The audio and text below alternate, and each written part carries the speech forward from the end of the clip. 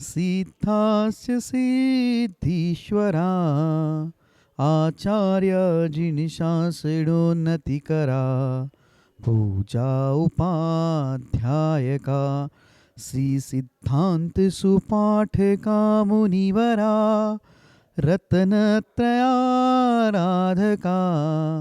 पंचेते परमेष्टिना प्रतिदिनं कुर्वन्तु ते मंगलम। अनंत अनंत परम सिद्ध भगवान की जय। 1000 श्री आदिनाथ भगवान की जय। अंतिम तीर्थेश भगवान महावीर स्वामी की जय। आचार्य भगवान गुरुवर श्री विशुद्ध सागर जी महाराज की जय। सम्यक समाधान प्रदाता मुनिषि सुप्रभ सागर जी महाराज की जय। मुनिषि प्रणत सागर जी सौम्य सागर जी मुनिराज की जय। जय जन बंधुओं, हम सभी यहाँ उपस्थित हुए हैं देश के लोकप्रिय कार्यक्रम सम्यक समाधान के लिए। एक ऐसा कार्यक्रम, एक अनूठा प्लेटफॉर्म जिसके माध्यम से हम सभी के मन में उठने वाले जो विकल्प है उस विकल्पों का सम्यक समाधान मुनिश्री अपने मुखारविंद से हम सभी को प्रदान करते हैं। कितने अहोभाग्य के वह क्षण होंगे जिस क्षण में अपने मन में उठने वाले विकल्पों का समाधान पंचम परमेष्टि साधु परमेष्टि के मुखारविंद से हम सभी को प्राप्त होता है। अगर आप इस कार्यक्रम से जुड़ना चाहते हो या कार्यक्रम के माध्यम से अपने मन में उठने वाले विकल्पों का समाधान चाहते हो तो कार्यक्रम में नीचे जो पट्टी पे स्क्रॉल पे या फ्लिप पे जो हमारे नंबर चल रहे हैं, हमारे ईमेल आईडी है, उसके माध्यम से आप अपना विकल्प हम तक पहुंचा सकते हैं। उस विकल्पों को एकत्रित करके मुनिषी तक पहुंचाया जाएगा। वो मुनिषी के मुखारविंद से हम सभी लोग सम्यक समाधान प्राप्त करेंगे। सम्यक समाधान के माध्यम से आप अपने विकल्पों का समाधान प्राप्त कर ही सकते हैं एवं उस विकल्प के कारण अन्य लोगों के मन में जो विकल्प है उसके विकल्पों का भी समाधान हम सभी प्राप्त कर सकते हैं। तो आप जल्द से जल्द अपने मन में उठने वाले विकल्पों को हम तक पहुंचाएं और हम सभी लोग उस विकल्प का सम्यक समाधान मुनिषी के मुखारविंद से प्राप्त करेंगे। मुनिषी के चरणों में नमोस्तु करते हुए आज के उस कार्यक्रम को, लोकप्रिय कार्यक्रम की शुरुआत करते हैं। मुनिषी प्रणत सागर जी महाराज से निवेदन करते हैं कि हे स्वामी, आज के कार्यक्रम को गति प्रदान करते हुए संचालित करें। नमोस्तु नमोस्तु नमोस्तु। ओम नमः सदैव। नमः श्रीवर्धमानाय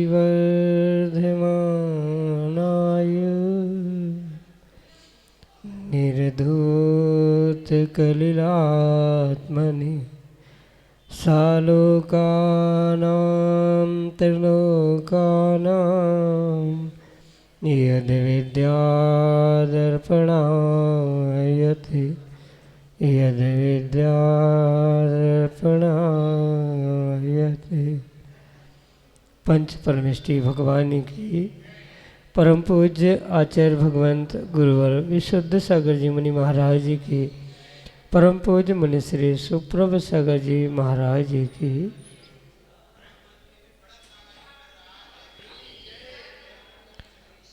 समीचीन विकल्पों का सम्यक समाधान, सम्यक ज्ञान की वह अनूठी विधा जिसके माध्यम से हम अपने मन में उठने वाले उन अनेकानेक समीचीन विकल्पों का सम्यक समाधान आगम के परिप्रेक्ष्य में परम पूज्य आचार्य भगवंत गुरुवर विशुद्ध सागर जी महाराज के मंगल सुभाषित से उन्हीं के सुयोग्य से परम पूज्य मुनि श्री सुप्रभ सागर जी महाराज के मुखारबिंदु से प्राप्त कर रहे हैं।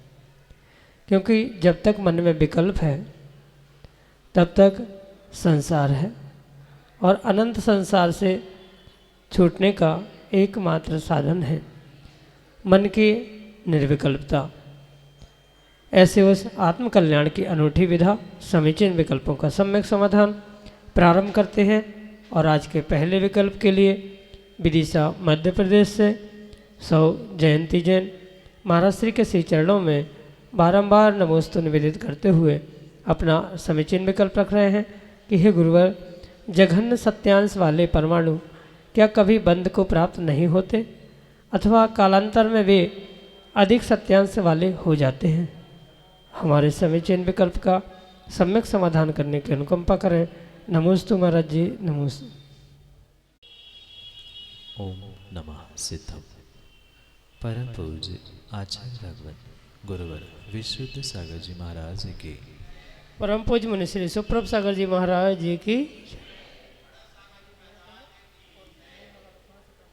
जो दो परमाणुओं का बंध हुआ करता है, वहाँ आचार्य भगवंतों ने स्पष्ट उल्लेख किया है कि जो जघन्य शक्त्यांश वाले परमाणु होते हैं, वह कभी भी किसी भी प्रकार से बंध को प्राप्त होते ही नहीं, क्योंकि बंध को प्राप्त होने के लिए दो अधिक गुणों के साथ वह परमाणु भी पूर्ण रूप से शक्त्यांश से युक्त ही होना आवश्यक है।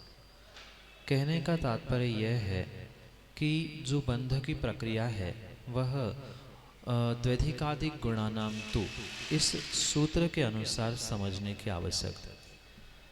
मतलब जिसके दो गुण दो शक्त्यांश अधिक होते हैं, वो ही परिपूर्ण रूप से बंध को प्राप्त करने की शक्ति को प्राप्त करता है। अगर जघन्य शक्त्यांश वाले को हमने एक माना तो उसका किसी भी प्रकार से उससे दो गुना यानी दो शक्त्यांश वाले परमाणु के साथ भी कभी बंधन नहीं होता।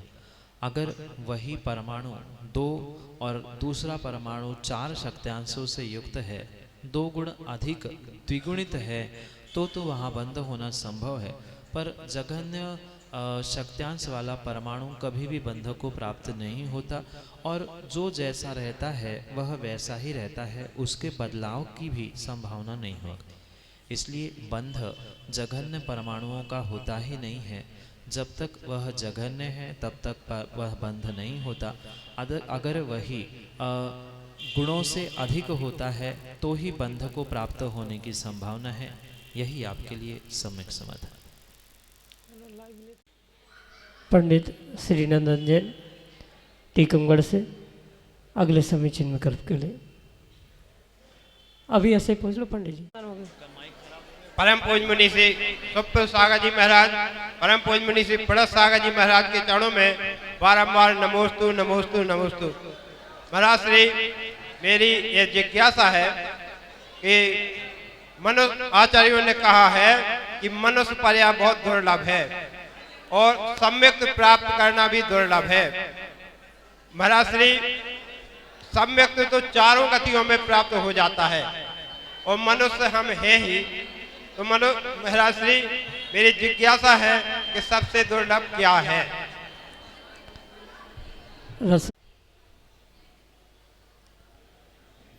पंडित जी, यहाँ पर क्रमशः और अपेक्षा से दुर्लभता को समझने की आवश्यकता है। बोधि दुर्लभ भावना की उन पंक्तियों के साथ साथ हमें बहुत अच्छे से प्रत्येक दुर्लभ वस्तु को क्रमशः समझने की आवश्यकता है। वहाँ आचार्य भगवंतों की भी अपेक्षा से जहाँ कार्तिकेय स्वामी कुंद स्वामी 12 भावनाओं का वर्णन करते हैं, वहाँ स्पष्ट रूप से वे कहते हैं कि सर्वप्रथम अगर दुर्लभ कुछ है तो निगोद से निकलना दुर्लभ। निगोद से निकलकर पुनः स्थावर बनना, स्थावर से पुनः त्रस बनना, त्रस से पुनः पंचेंद्रिय संगी बनना, संगी बनने के बाद पुनः मनुष्य में भी जैन कुल मिलना, आदि आदि जैसे क्रम से दुर्लभ कहा है, ऐसे ही उस अवस्था विशेष की अपेक्षा से दुर्लभता को हमें समझने की आवश्यकता है। वास्तविकता में सबसे दुर्लभ अगर कोई वस्तु है तो वह बोधि दुर्लभ ही है। यानी मनुष्य बनने के बाद, सच्चे देवशास्त्र गुरु मिलने के बाद भी मात्र शब्दों का बोध होना भिन्न विषय है, पर उन शब्दों के बोध के साथ रत्नत्रय रूपी बोधि को प्राप्त करना ये सर्व सर्व सर्व दुर्लभ कही जाती। जैसे कि आपके चिंतन के अनुसार जो यह आपने कहा है कि मनुष्य आज आप है ही, पर यह भी समझना होगा कि ये मनुष्य पर्याय आज जो आपने प्राप्त की है वह कितनी दुर्लभता से आपने प्राप्त की है, ये समझने की आवश्यकता है। इतनी 84 लाख योनियों में भटकने के बाद निगोद से निकलकर आज ये मनुष्य पर्याय मिली है। आचार्य भगवंतों ने ऐसा स्पष्ट उल्लेख किया है और भगवती आराधना में तो आचार्य भगवंत कहते हैं कि अनंतों बार जब ये त्रस पर्याय, स्थावर पर्याय या पंचेंद्रीय पर्याय मिलने के बाद कभी एक बार ये मनुष्य पर्याय मिलती है। मतलब ऐसे अनंतों बार जब इन पर्यायों में भटका जाता है, उसके बाद अब ये एक मनुष्य पर्याय मिलती है, तो स्वाभाविक बात है कि वह कितनी दुर्लभ है ये समझ।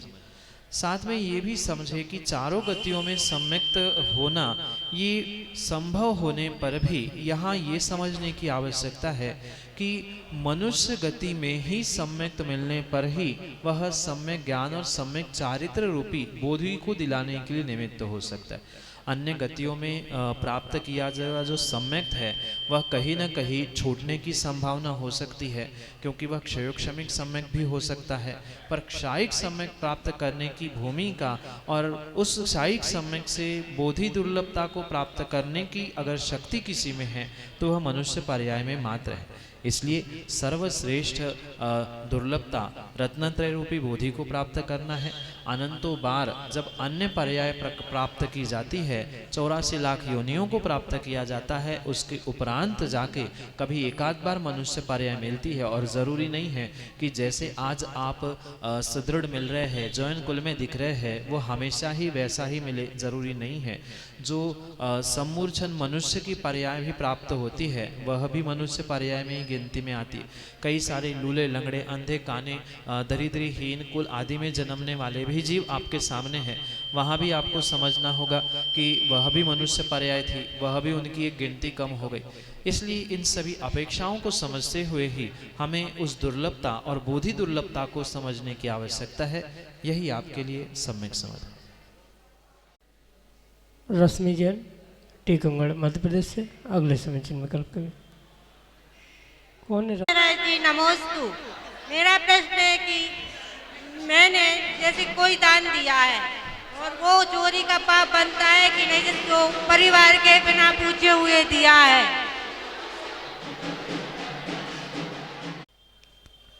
माँ, दान तो पूर्ण रूप से स्वयं के द्रव्य का ही देना चाहिए, क्योंकि आचार्यों ने स्पष्ट कहा है स्वस्याति सर्वोधन, दूसरों के और स्वयं के उपकार के लिए,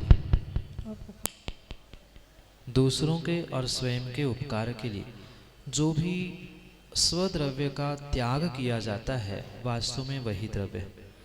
माना कि घर परिवार में जो द्रव्य रखी है, वह अगर आपकी है, यानी आपको प्रदान की गई है, आपके घरेलू कार्य के लिए प्रदान की गई है, और आप उसका प्रयोग करते हुए दान दे रहे हो, तो उसमें किसी भी प्रकार से कोई दोष नहीं है। पर माना कि किसी अन्य की सामग्री, द्रव्य घर में रखा है, क्योंकि घर परिवार में बहुत सारे लोग होते, कई सारे कमाने वाले भी होते हैं, उनका द्रव्य उठाकर आपने दान दिया है, तो नियम से चोरी का दोष तो लगेगा। पर अगर वही बताते हुए आपने किया कि मुझे इतनी आवश्यकता है और आप दान दे रहे हैं, तो उसमें कोई दोष नहीं है। पर यह अवश्य समझे कि स्वयं का अगर द्रव्य नहीं है और फिर भी उसका प्रयोग कर लिया जा रहा है, तो कहीं ना कहीं वह दोषपूर्ण ही कार्य हो सकता है, क्योंकि स्वयं के ही द्रव्य का दान देना यही आगम की व्यवस्था है। दूसरे के द्रव्य का दान नहीं होता, चोरी के द्रव्य का दान नहीं होता, मांग के लिए हुई सामग्री का भी दान नहीं होता। आपने घर खर्चे के लिए जितना द्रव्य निकाल के रखा है, या आपको घर खर्चे के लिए जो द्रव्य मिल रहा है, उसमें से अगर आप बचत करते हुए कहीं दान दे रहे हैं, तो वही आपके लिए आपका दान कहलाएगा और वही आपके लिए पुण्यदायक हो सकता है।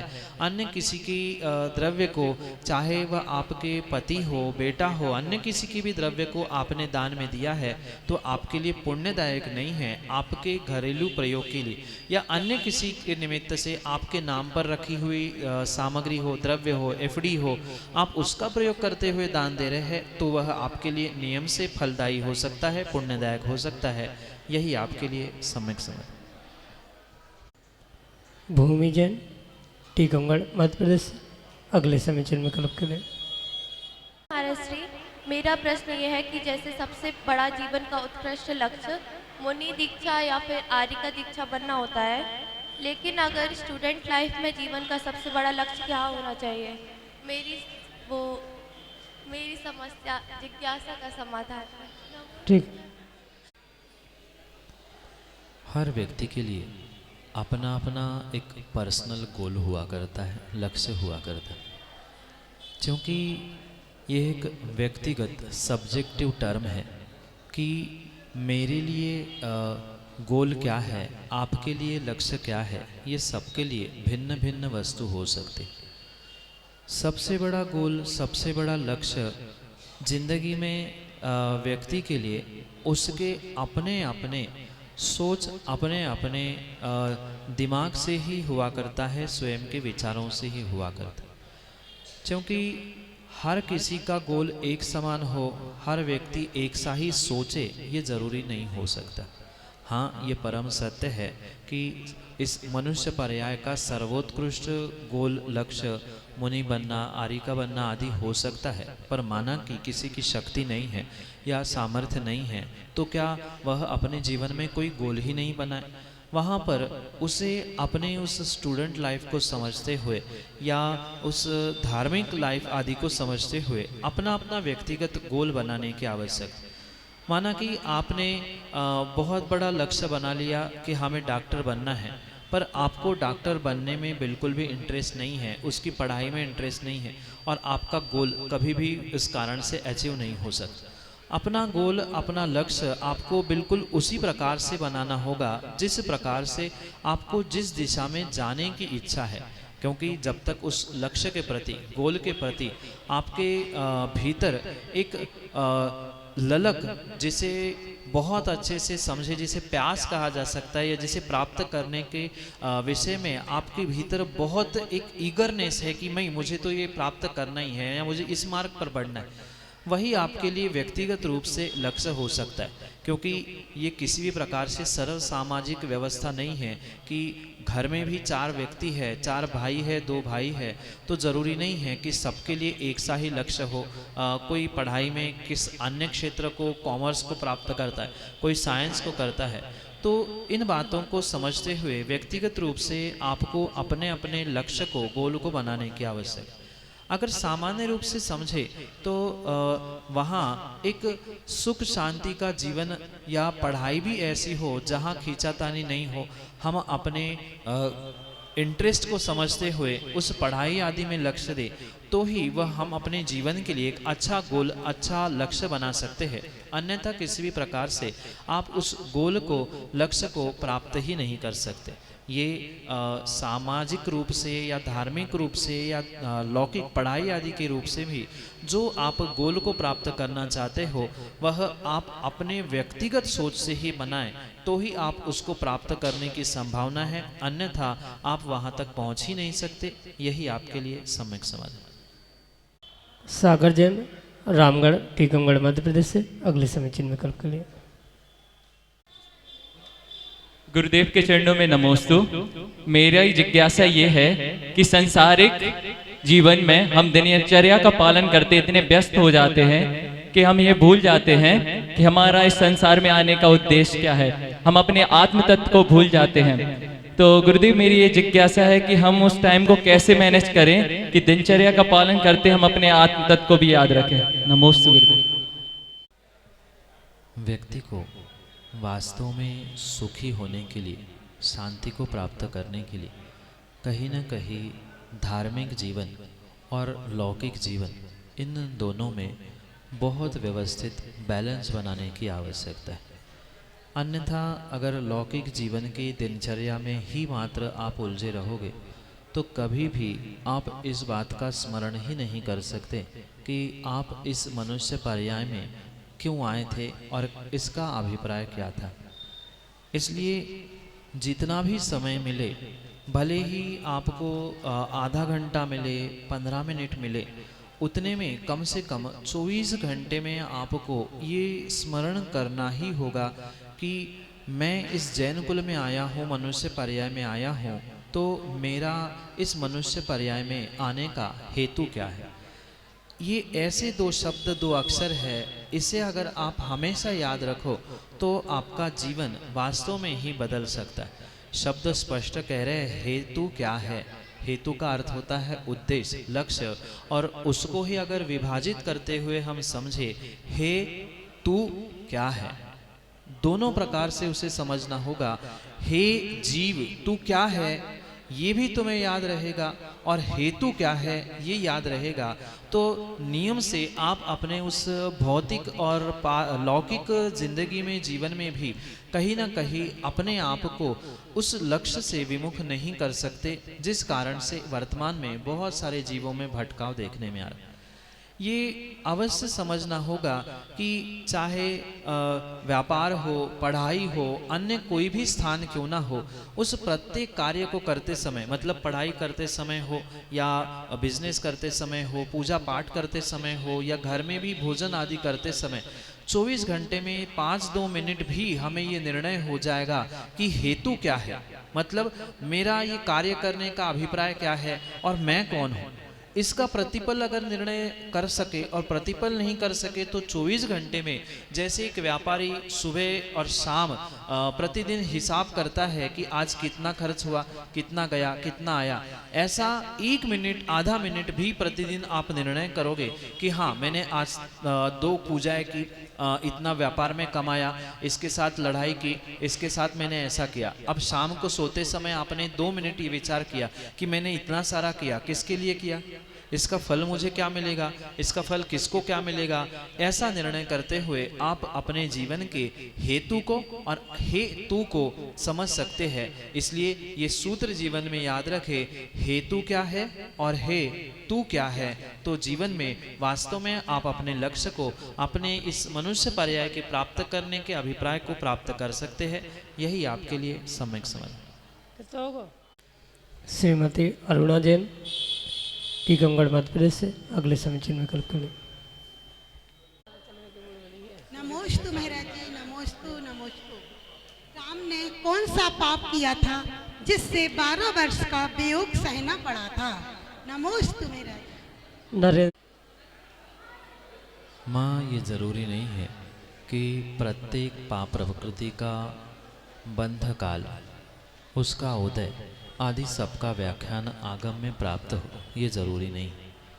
पर ये परम सत्य है कि किसी को किसी इष्ट वस्तु से वियोग को प्राप्त करना पड़ रहा है, मतलब पूर्व में कहीं न कहीं उसने कर्म का वैसा बंध किया है।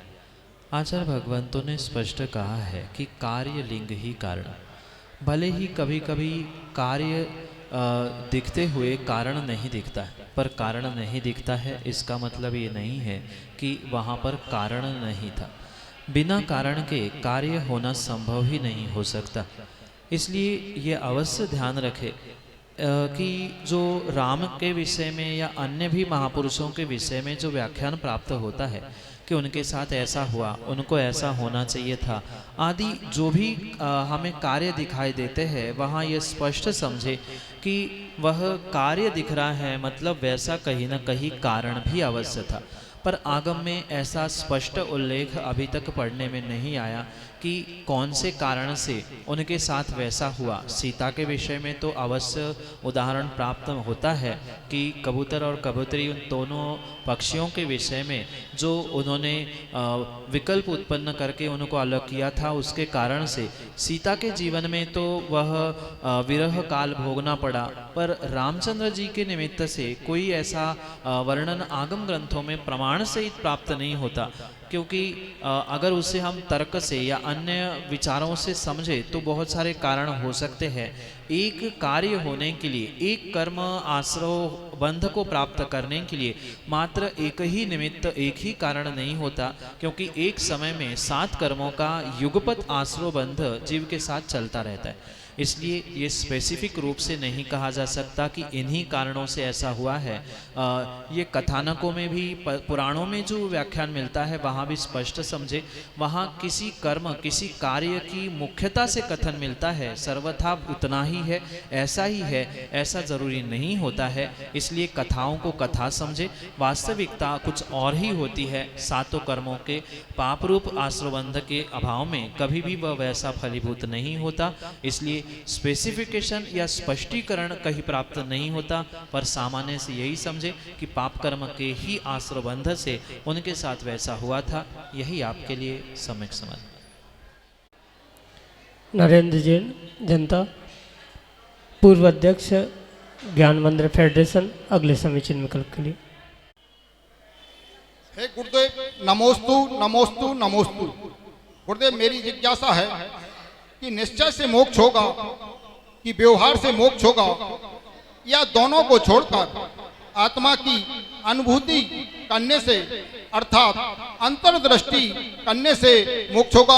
हे गुरुदेव, हमारी शंका का समाधान करने का कृपा करें। वास्तव में मोक्ष न निश्चय से होगा, न व्यवहार से होगा, न मात्र आत्मानुभूति से होगा। मोक्ष तभी होगा जब पूर्ण रूप से आत्मा से कर्मों का नाश होगा। और वास्तव में मोक्ष उसी को कहा जाता है जो पूर्ण रूप से कर्मों के नाश को प्राप्त करना या आत्मा से कर्मों के पृथकीकरण को ही आगम में आचार्यों ने मोक्ष कहा है। इसलिए ये अवश्य समझे कि बाहर के कितने भी निमित्त कैसे भी क्यों न मिले, पर वास्तविकता तो यही है कि आत्मा से कर्मों का पृथकीकरण ही वास्तव में मोक्ष है। उसके लिए कई सारे निमित्त मिलते हैं, जैसे कि मैंने कहा कर्मों के आश्रव बंध के लिए भी एक साथ अनेक कारण होते हैं, ऐसे कर्मों की निर्जरा के लिए भी एक साथ अनेक कारण अनेक निमित्त वहाँ पर प्राप्त हो सकते। इसलिए निश्चय न, व्यवहार न, आत्मानुभूति, तपस्या, बहिरंग क्रिया आदि आदि सभी युगपत साधन कार्यकारी नहीं होंगे तब तक किसी भी प्रकार से जीव का मोक्ष नहीं हो सकता। ये अवश्य समझे कि निश्चय नय की भी आवश्यकता है, व्यवहार नय की भी आवश्यकता है, आत्मानुभूति की भी आवश्यकता है, बहिरंग तपों की भी आवश्यकता है, अंतरंग तपों की भी आवश्यकता है। जब तक ये सभी साधन युगपत प्राप्त नहीं होंगे तब तक किसी एक साधन एक कारण से मोक्ष होना संभव है ही नहीं है। इसलिए निश्चय नय का आलम्बन लेते हुए आत्मानुभूति, व्यवहार नय का आलम्बन लेते हुए बहिरंग में तपस्या आदि सभी साधनों के माध्यम से ही पूर्ण रूप से व्यक्ति को कर्मों से मुक्ति यानी कर्मों से मोक्ष होने की संभावना है। अन्यथा किसी भी प्रकार से एक साधन से यानी मात्र निश्चय से नहीं होगा, मात्र व्यवहार से, मात्र आत्मानुभूति, मात्र तपस्या से नहीं, अपितु इन सबको कहीं न कहीं प्राप्त करते हुए क्रम क्रम से ही वह जीव आगे बढ़ते हुए कर्मों से पूर्ण रूप से मुक्ति को प्राप्त करता है, जिसका ही नाम मोक्ष कहा गया है। इसलिए इन सबको साथ लेते हुए ही यानी अंतर्दृष्टि, बहिर्दृष्टि, अंतरंग तप, बहिरंग तप, निश्चय, व्यवहार, इन सबके एकता से ही कर्मों का नाश होते हुए जीव मोक्ष प्राप्त करता है। यही आपके लिए सम्यक समझ। नमो अरिहंताणम, नमो सिद्धाणम, नमो आयरियाणम, नमो अज्जायाणम, नमो लोए सवसाहोणम। पंच परमेष्टि भगवान की जय। 1008 श्री आदिनाथ भगवान की जय। अंतिम तीर्थेश भगवान महावीर स्वामी की जय। आचार्य भगवान गुरुवर श्री विशुद्ध सागर जी महाराज की जय। मुनिषी सुप्रभ सागर जी महाराज की जय। मुनिषी प्रणत सागर जी, सौम्य सागर जी महाराज की जय। जय जन बंधुओं, उस मंगल बेला के लिए हम यहाँ एकत्रित हुए हैं जिसका नाम है सम्यक समाधान। सम्यक समाधान एक ऐसा अनूठा लोकप्रिय कार्यक्रम जिसके माध्यम से मन में उठने वाले जो विकल्प है उस विकल्पों का समाधान साक्षात पंचम परमेष्ठी साधु परमेष्ठी के मुखारविंद से हम सभी को प्राप्त हो रहा है। कितने अहोभाग्य के वो क्षण होंगे कि एक विकल्प का आम जिंदगी में भी निवारण होता है तो हम इतना खुश होते हैं। सोचियो, साक्षात साधु परमेष्ठी के मुखारविंद से जब अपने विकल्पों का, अपने मन में उठने वाली जिज्ञासों का समाधान होगा तो कितना वह अहोभाग्य के क्षण होंगे। सम्यक समाधान एक ऐसा प्लेटफॉर्म जिसके माध्यम से देश विदेश के लोग अपने मन में उठने वाले विकल्प जो है वो व्हाट्सएप के द्वारा या यहाँ साक्षात उपस्थित होकर मुनिषी के द्वारा उसका सम्यक समाधान प्राप्त करते हैं।